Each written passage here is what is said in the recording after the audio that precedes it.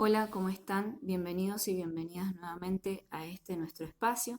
En esta clase haremos un breve recorrido por la vida y la obra del escritor Horacio Quiroga. Como pueden ver, su nombre completo era Horacio Silvestre Quiroga Forteza. Horacio nació el 31 de diciembre de 1878 en Salto, Uruguay. Fue hijo del vicecónsul argentino en Salto, Prudencio Quiroga, y de la oriental Pastora Forteza. Por parte de su padre descendía del famoso caudillo riojano, Facundo Quiroga, conocido como el Tigre de los Llanos. Con una vasta producción literaria, fue uno de los cuentistas más importantes que tuvo la literatura argentina y rioplatense, si se quiere, y también por parte de la literatura latinoamericana. Su vida estuvo marcada por la tragedia y su final no va a ser menos trágico, porque mientras Horacio permanece internado en el Hospital de Clínicas de Buenos Aires hacia el final de su existencia, se le diagnostica cáncer de próstata. Es así entonces que decide terminar con su vida un 19 de febrero de 1937 cuando ingiere cianuro. Su biografía, como podemos ver o como se conoce generalmente, estuvo muy marcada por la tragedia, muy signada por la nota trágica. Es una de las biografías más duras y que despierta más asombro quizá por esa nota trágica que sella su vida, así también como la de su familia y amigos. Una vida que va a estar marcada desde muy temprana por la muerte, desde su infancia, digamos, por la enfermedad y por el suicidio. Y si bien es muy importante tener en cuenta esta parte, este aspecto, para poder entender toda la producción o casi toda la producción literaria de Quiroga, en su lugar, no me voy a detener acá y en su lugar lo que voy a hacer es compartirles dos links que corresponden a dos videos que ilustran de una manera muy clara y muy interesante lo que fue el aspecto biográfico del autor. Me interesa, antes de entrar a lo que es el análisis de la obra, de los dos textos que vamos a ver en esta clase en particular, detenerme frente a una descripción que hay en un trabajo que inicia el trabajo de Jorge Laforgue, que es un estudioso de Quiroga, y el cual voy a citar textualmente.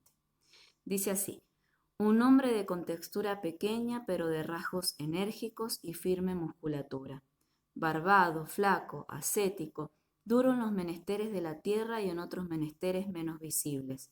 Un hombre capaz de fabricarse una canoa para abordar el Paraná bravío y también los muebles de su casa, o los toscos zapatos de sus hijos.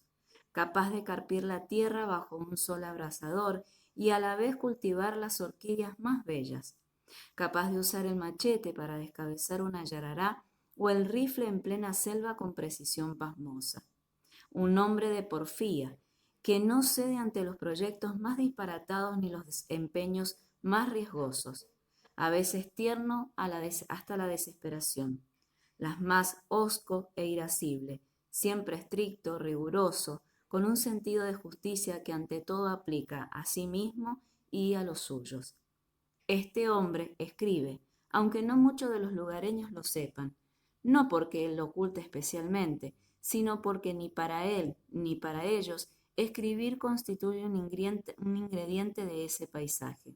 Al menos no ha sido hasta entonces una actividad cultivada en esa región salvaje, hostil a toda blandura. Pero sí, ese hombre escribe y lo hace sobre ese lugar y sin ninguna blandura. Y continúa diciendo en el trabajo: esta es la imagen más difundida y cierta de Horacio Quiroga, que desplaza a otras también válidas, pero menos coloridas y seguramente subordinadas a la del huraño habitante de San Ignacio. Como pueden ver, esta descripción responde muy bien al interrogante sobre quién fue Horacio Quiroga, pero de una forma más, si se quiere, poética, más colorida, como dice allí. Bien, en relación a lo que fue la obra de Horacio, como bien dije más adelante, más al principio, tiene una vasta producción literaria, con algunos intentos frustrados de ser poeta y novelista, sobre todo en su inicio, intenta ser poeta, no tiene mucho éxito en estos dos aspectos. Eh, Estos dos géneros no le van a dar el éxito y el reconocimiento que le van a valer sí sus cuentos. Sobre todo, el éxito más importante, según la crítica, el reconocimiento más importante se lo merece la obra Los Desterrados, que es considerada por la crítica literaria quizá la obra de la plenitud de Horacio como cuentista. Eh, yo aquí les he señalado algunos de los textos, son muchos los textos que hay de Horacio. Eh, se los he ordenado en relación a cuáles fueron los, digamos, los géneros en los que incursionó, porque como pueden ver, no solamente escribió poesía, cuentos y algunas novelas, sino que también incursionó en el teatro y hasta llegó a escribir guiones de cine. Pero el éxito, como dije, el reconocimiento está en su técnica narrativa en los cuentos. Pasando entonces, antes les voy a recalcar que en esta oportunidad de este escritor, nosotros nos vamos a centrar, que van a tener ustedes como lectura obligatoria, Cuentos de amor, de locura y de muerte de 1917 y Los Desterrados, que es de 1926, ¿sí? Esas son las dos obras que vamos a abordar dentro de esta clase y que ustedes tienen marcada como lectura obligatoria. Bien, pasando ahora a las influencias literarias que tuvo Horacio Quiroga, él escribió una serie de ensayos, si se quiere, son creo que tres. El que más me interesa a mí es el Decálogo del Perfecto Cuentista, donde sintetiza las técnicas del oficio de escritor, pero específicamente del cuento. Eh, por como lo dice, ¿no?, el título. Este decálogo fue publicado en 1928 en la revista Babel. Allí él establece cuáles serían las pautas relativas a la estructura, la tensión narrativa, cómo se debe consumar la historia y el impacto final. En este texto va a manifestar sus ideas sobre el cuento como una unidad emocional y además apunta, que es lo que me interesa, sus modelos preferidos, que son Edgar Allan Poe, Kipling, Maupassant y Chekhov. Dice en el primer apartado, si se quiere, o en el punto número 1 de su decálogo: cree en un maestro, Poe, Maupassant, Kipling, Chekhov, como en Dios mismo. Igualmente, si bien toma mucha influencia de estos autores, autores norteamericanos y europeos, especialmente me interesa hacer hincapié en el escritor norteamericano, es decir, en Poe, que fue el que marcó a fuego la técnica narrativa que va a ir puliendo Quiroga a lo largo de su trabajo, hasta que logra darle su impronta personal y única como la conocemos hoy. Bien, entonces dijimos que la influencia de Edgar Allan Poe en Horacio Quiroga no cabe duda que fue inmensa, ya que el mismo escritor rioplatense lo considera a este como uno de sus maestros más importantes, como pudimos ver en la parte del decálogo. Hay una serie de citas que se las dejo allí, que como pueden observar sirven de reafirmación a la obligación en la que se ven o a las que se ven sometidos, mejor dicho, los críticos cuando tienen que vincular a Poe con Quiroga, es decir, que lo sienten como una obligación esto de crear este vínculo o de vincularlo. Sin embargo, la mayoría de estos críticos no solamente van a proporcionar apenas una constatación en sus estudios, pero no lo van a analizar en profundidad. Es así que a este respecto, Margot Glantz, que es otra estudiosa, expresa con descontento el motivo de que los enlaces que se dan entre el escritor norteamericano y Quiroga se quedan casi siempre, dice, en el simple nivel de la descripción epidérmica de los parecidos, de los parentescos, de las temáticas, de las estructuras elementales, y que en la formación, va a continuar diciendo, Glantz, de Quiroga, en realidad lo que hay es una gran deuda con Poe, es decir, que no nos podemos quedar en la superficialidad. Bien, seguimos con el tema de la influencia. Como pueden observar, hay, si se quiere, una influencia temprana y otra más tardía del escritor norteamericano en Quiroga.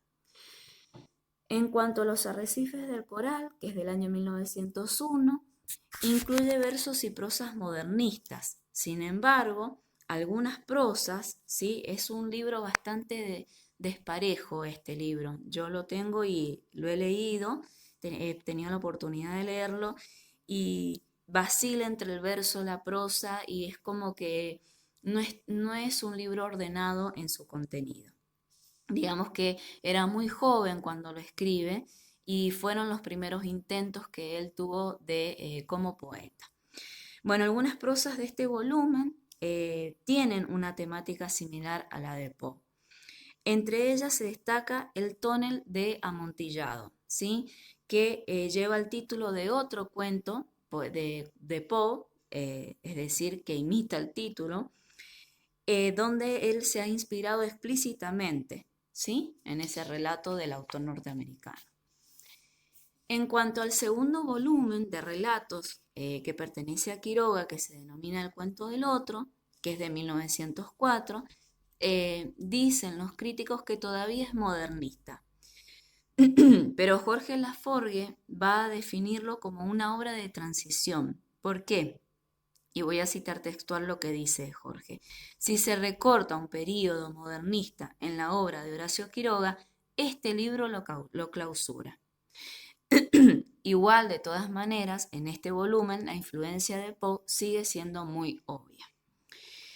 En efecto, en aquel tiempo Poe era un gran ejemplo para Quiroga. ¿Y por qué? Porque en su volumen El crimen del otro, sobre todo en el cuento que lleva el nombre el mismo nombre que el libro, el narrador detalla las lecturas que más le van a apasionar y expresa, voy a citar textual, en ese cuento, que también he tenido la oportunidad de leerlo, lo investigué para esta clase, que dice así: Poe era en aquella época el único autor que yo leía. Ese maldito loco había llegado a dominarme por completo. No había sobre la mesa un solo libro que no fuera de él. Toda mi cabeza estaba llena de Poe. O sea que él constantemente nos está señalando a el escritor norteamericano como su maestro más importante. Bien, a pesar de que la mayoría de los críticos o estudiosos de Quiroga opinan que El crimen del otro es un relato largo y complicado, que no tiene mucho valor literario, es importante rescatarlo y tratar de entender o comprender y definir cómo es que surge acá claramente la influencia directa que ejerce Edgar Allan Poe sobre la forma de escribir de Quiroga, como dijimos. Lo que nos tiene que interesar es la técnica narrativa que él hereda de Poe y que va a perfeccionar. Al respecto, Rodríguez Monegal, que es otro estudioso de Quiroga, considera destacado el cuento solamente por lo que él, fíjense lo que dice, no tiene de Poe, ¿sí? Seguimos entonces diciendo que en El crimen del otro, acá les voy a dar una breve introducción a lo que es el cuento en sí. El narrador se siente nervioso antes de empezar a contar lo que le ha sucedido, así como se sienten muchos de los héroes de Poe, y quiere demostrar que no está loco, que en cambio sabe muy bien lo que ha hecho y por qué es que lo ha hecho. Poe inicia de esta manera todos sus cuentos, es decir, explicando los actos más irracionales. El narrador necesita descubrirse, comunicar su crimen al lector, justificándolo como algo que cualquiera de nosotros hubiera podido realizar. Como el narrador asesino que encontramos en El corazón del actor, recuerden ese cuento. En efecto, el narrador entonces es el personaje principal del cuento, es el único testigo, pero también es el verdugo. Es él el que relata y justifica lo que él mismo ha hecho, ¿sí? Si no lo confiara en su cuento, nadie se enteraría de ese crimen. Su aparente sensatez acaba resolviéndose en locura total. O sea, se maneja mucho el tema de la locura, que también Horacio lo hace. Es más, él expresa que la locura y la cordura son dos cosas que en algún momento se pueden eh, invertir, ¿sí? La cordura en locura sobre todo. La perversidad empuja entonces al protagonista a cometer un crimen, pero también a confesarlo, ¿sí? Recuerden la temática que tiene El corazón delator. Es un joven que ha matado a un hombre, lo esconde y en un momento se obsesiona con que el corazón empieza a sentir el latido del corazón y termina confesando un crimen que nadie sospecha que él ha cometido. Siguiendo con el crimen del otro, este cuento de Quiroga no es además el primer cuento donde aparece Fortunato. Ustedes van a decir, ¿quién es Fortunato? Fortunato es un personaje que aparece en un cuento de Poe que dijimos que es El tonel de Amontillado. Este cuento tiene como título, eh, se refiere a Amontillado a una variedad de vino, ¿sí? Y Quiroga utiliza el mismo título para esa prosa que incluye en Los Arrecifes. Es así que en el tonel de Amontillado de Quiroga, Fortunato, que es el mismo personaje, utiliza hasta el mismo nombre, es a la vez el mismo personaje del cuento de Poe y es otro, es decir, es amigo del narrador. Quiroga aplica a la narración de Poe entonces la inversión, porque mientras en el cuento de Poe Montresor encarcela a Fortunato en las catacumbas, en el relato de Quiroga, Fortunato encierra a Montesor, es decir, que hay como una especie de venganza en el cuento de Quiroga. Según Gambarini, otro estudioso, ese cuento es una parodia del relato de Poe en el sentido estricto de la palabra. En efecto, El crimen del otro es la duplicación y la parodia de esos dos cuentos con el mismo título. Es entonces así que Fortunato, en El crimen del otro, ¿sí? Recuerdan que El crimen del otro es el cuento de Quiroga, es a la vez un personaje del cuento de Poe y un lector de los cuentos del mismo autor. Fortunato hace allí el papel del objeto de lectura y de escritura. El narrador entonces va a tener tres funciones. ¿Cuáles van a ser? En un primer lugar, lee a Fortunato un cuento de Poe, en particular lee las aventuras de Fortunato. ¿Sí? O sea que Fortunato lee a Fortunato. En segundo lugar, a partir de esa lectura, el narrador vive una aventura en que él es un personaje y Fortunato es otro. Y finalmente, el narrador cuenta al lector implícito la historia de su aventura con Fortunato. Bien. El narrador entonces tiene la función de lector, personaje y autor. La muerte es un producto de la venganza, como anticipé anteriormente, ¿sí? En el tonel de Amontillado de Quiroga, Fortunato logra escaparse de las catacumbas de Montresor. En el crimen del otro, Fortunato se venga de Montresor, que lo enterró vivo en el relato de Poe, y este a la vez es el que sepulta a su asesino del cuento mencionado. Como en las narraciones de Edgar, el tema de la muerte acontece en un escenario macabro. ¿Por qué? Porque la muerte es el resultado de una minuciosa planificación del asesino que está dominado por la locura.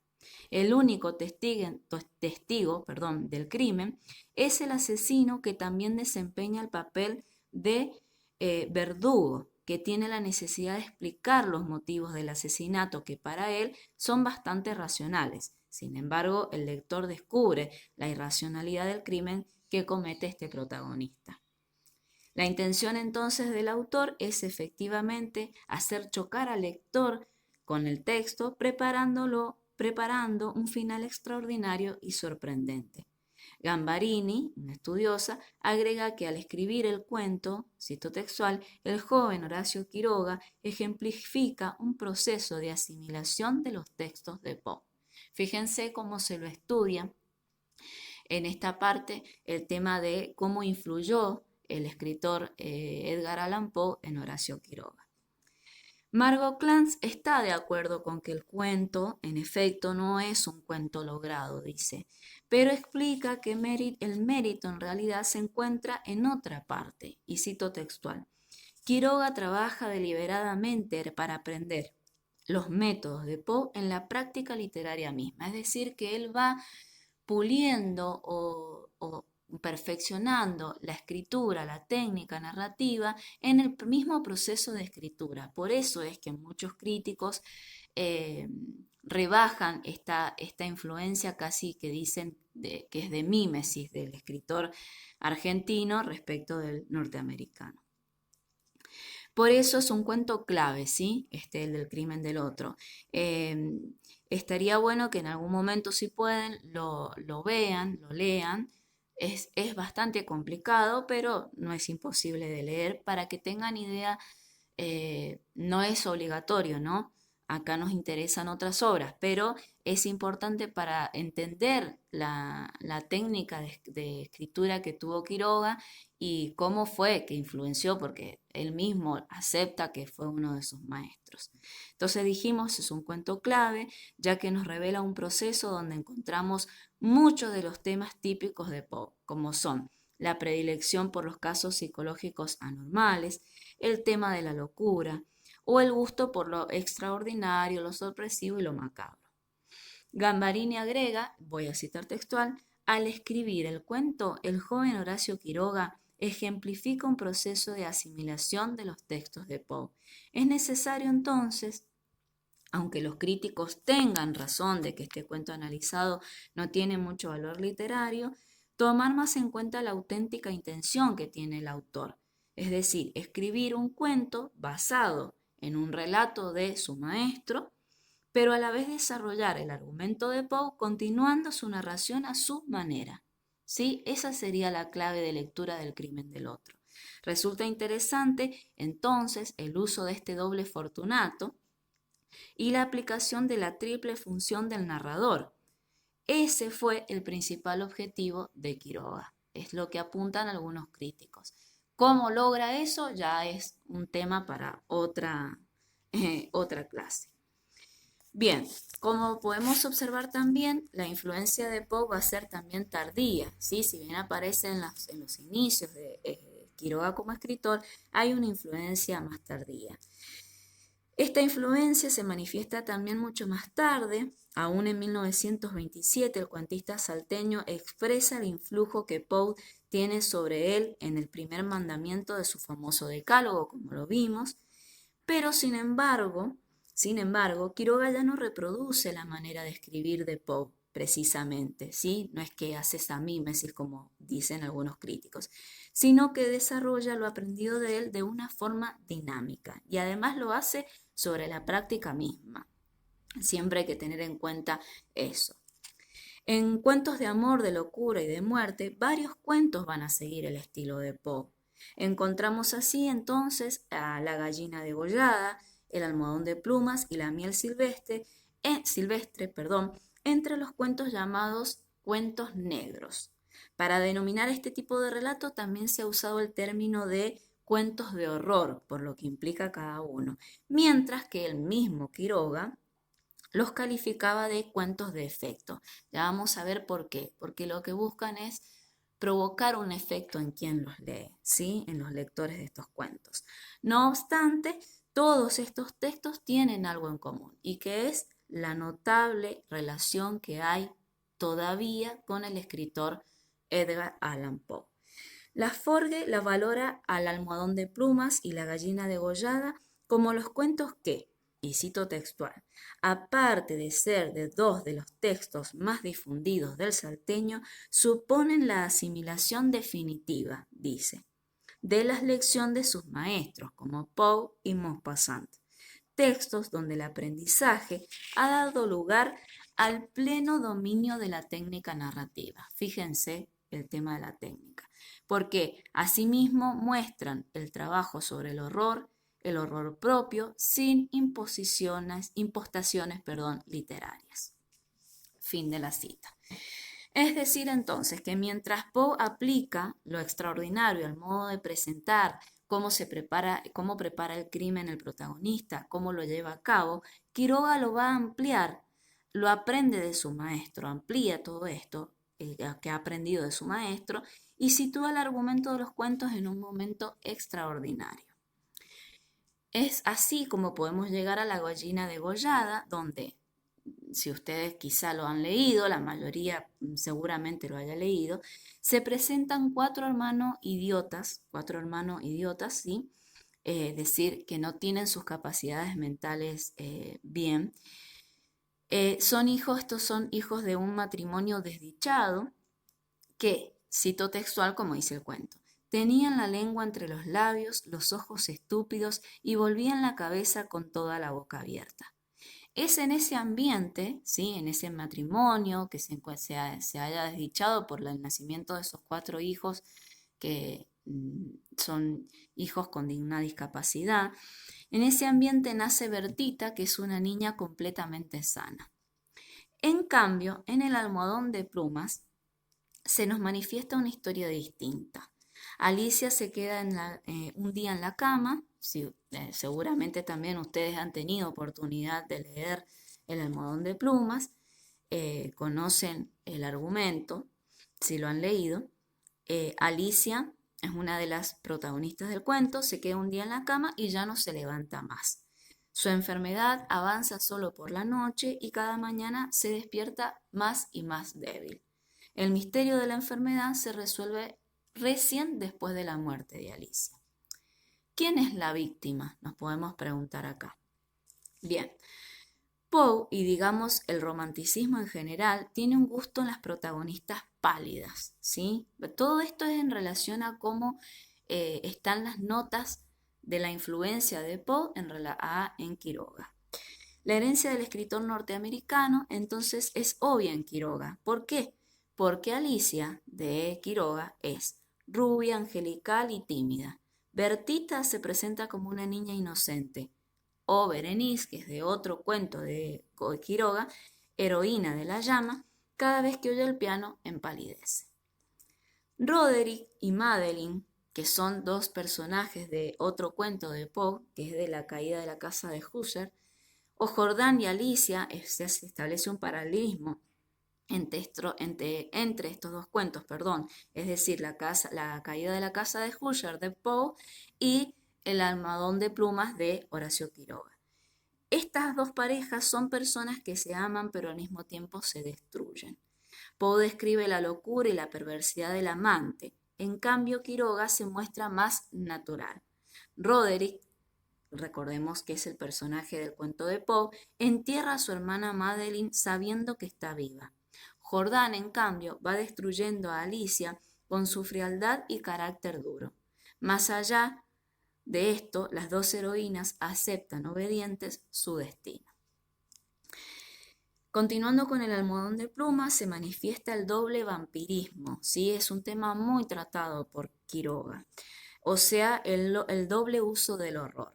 En el final del cuento, el lector ¿de qué se va a enterar? De que entre las plumas del almohadón, lo que había es, cito textual, moviendo las patas velludas, había un animal monstruoso, una bola viviente y viscosa, que en 5 días, en 5 noches, había vaciado a Alicia. Fíjense la nota horrorífica y que da el texto. No obstante, lo que realmente vacía a Alicia, ¿sí?, es el comportamiento de su marido Jordán. Si uno después analiza el texto, ve que hay un doble vampirismo. ¿Por qué? Porque si bien este bicho que está en el almohadón ha vaciado a Alicia chupándole la sangre, también se produce un vaciamiento por parte del marido por el carácter que tiene él. Ya lo vamos a ver. En efecto, entonces, el monstruo del almohadón, con todo su aspecto horrendo, es menos repugnante que el vampiro Jordán, que es, según la crítica, el verdadero asesino. Pasando o volviendo a la gallina degollada, se establece este cuento en la anormalidad. Los asesinos en este caso no son personas que están cuerdas, ¿sí? Son 4 hermanos idiotas que un día ven cómo se degolla una gallina y repiten este acto, pero en su práctica no usan una gallina, sino que lo hacen con su hermana Bertita, que como dijimos es la única hija sana de este matrimonio. La niña, que esta es la única hija normal, dice acá, del matrimonio, muere degollada entonces como una gallina. La comparación horrorífica y efectista es así como el autor deseaba que se desarrollara este cuento. Por eso los nombra como cuentos de efecto. La idea es provocar este efecto, ¿sí? Quiroga escribe sus cuentos tal como lo recomienda Poe y mimetiza el paisaje hasta hacerlo coincidir con los estados de ánimo de sus personajes. Mientras que en la vivienda de los Husser, que es del cuento de Poe, es tan sombría, triste y tenebrosa como los protagonistas, la casa de Alicia y Jordán, del cuento del almohadón de plumas, parece ser una prolongación de la frialdad del marido, ¿sí? Quiroga informa al lector sobre, cito textual, la blancura del patio silencioso, frisos, columnas y estatuas de mármol, el brillo glacial del estuco que daba sensación de desapacible frío. Y va a concluir calificándola de casa hostil. Fíjense los adjetivos, que si bien no era muy adepto a la adjetivación en su obra, ¿sí? A la ornamentación, como decía él. Él quería una técnica más depurada. La casa, entonces, dijimos, se define como fría, glacial, de mármol y hostil, con los adjetivos que todos sugieren frialdad, hielo, silencio. De hecho, que son, si uno lee el cuento, las cualidades de Jordán. Lo lee y lo analiza en profundidad. La blancura, entonces, recuerda a la ausencia de color, a la ausencia de la vida. Dentro de esa casa, el brillo glacial, que nos dice Quiroga, evoca la escasez de un calor que es necesario para mantener la vida. La casa, a su vez, expresa los sentimientos de Alicia también, quien se siente abandonada en un lugar que para ella le es hostil. Al referirse a la casa, el cuentista agrega que, voy a citar textual, al cruzar de una pieza a otra, los pasillos hallaban eco en toda la casa, como si un largo abandono hubiera sensibilizado su resonancia. Fin de la cita. Es entonces a través de la casa que se presenta o que podemos observar la soledad que siente Alicia, ¿sí? Es decir, que hay una mimetización, hay una especie de, ¿cómo se puede decir? Una relación íntima entre lo que es el espacio y los personajes. Mientras que en el almohadón de plumas, el escenario de una extraña luna de miel, ¿sí? Es eso el almohadón de plumas, lo representa la casa. En la gallina degollada, el autor enfoca al sol, ¿sí? Fíjense cómo vamos a ver este aspecto. ¿Por qué? Porque los 4 hermanos idiotas pasaban días enteros sentados en el banco con los ojos fijos en los ladrillos. O sea, que estos hermanos lo único que hacían eran eso. Solamente, dice el autor, en el cuento, la luz enceguecedora llamaba su atención. Sus ojos se animaban, se reían al fin estrepitosamente, congestionados por la misma hilaridad ansiosa, mirando el sol con alegría bestial. Quiroga entonces lo que hace es unir el color rojo del sol poniente con el de la sangre de la gallina degollada, ¿sí? A los idiotas les gustaba esa puesta del sol. Es decir, que era como que el único momento en el que los idiotas, digamos, no estaban con los ojos fijos en los ladrillos. Era el único momento en que esa mirada se animaba, ¿sí? Cuando vieron a la sirvienta degollar a esta gallina, dice, miraron estupefactos la operación, gritando, rojo, rojo. Por eso, en el momento de encontrarse solos con su hermanita, justamente, dice, cuando el sol había traspuesto ya el cerco, el color del sol poniente se les unió, establecieron una relación, al de la sangre de la gallina. Y uno de los 4 idiotas, pensando que su hermanita Bertita era una gallina, dice textual, le apretó el cuello apartando los bucles como si fueran plumas. Y ahí se produce ese desenlace horroroso.